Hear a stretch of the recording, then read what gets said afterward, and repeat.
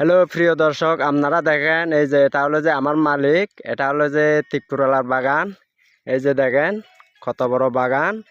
এরকম বাগান করতে গেলে আপনাদের যেমন যে এরকম তিকপুরলায় যে সৌন্দর্য রাখতে হইলে মানে সপ্তাহে 2 বার ওষুধ মারতে হবে।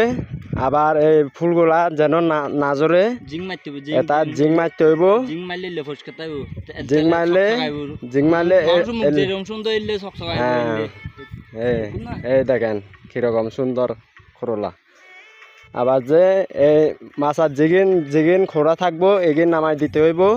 এগিন যদি নামাই না দিলে এবে বাঘাও যাইব গো, এরকম সোজা থাকবো না। এই দেখেন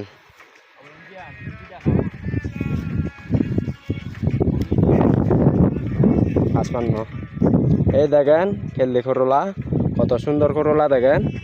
এই যে